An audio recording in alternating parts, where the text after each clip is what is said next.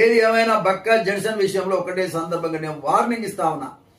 ఆయనకి ఏదన్నా అయితే మాత్రం పూర్తి బాధ్యత రేవంత్ రెడ్డి గారిదే. ఆయన సొంతం కోసం చేయటం లేదు, ఒక వ్యవస్థ కోసం పనిచేస్తా ఉన్నాడు, నిరుద్యోగుల కోసం పనిచేస్తా ఉన్నాడు. ఈ నిరుద్యోగులు అనేటువంటి వాళ్ళని పిలిచి మీరు ఎందుకు నీ ముఖం బాగుంటే వాళ్ళని ఎందుకు పిలిచి మాట్లాడవని నేను అడుగుతా.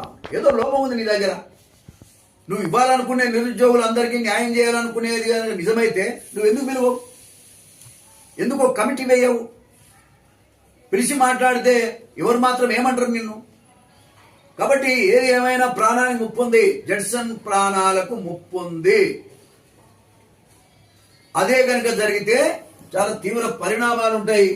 గవర్నమెంట్ అనేటువంటిది ఆలోచన చేసుకొని నడవాల్సిన అవసరం ఉందని మరొకసారి సందర్భంగా నేను తెలియజేస్తూ, బక్కా జడ్సన్ గారికి నా పూర్తి మద్దతు ఉంటుంది, బడుగు బలహీన వర్గాల మద్దతు ఉంటుంది, కాంగ్రెస్ పార్టీ మద్దతు ఉంటుంది. అందరినీ ఒక రేవంత్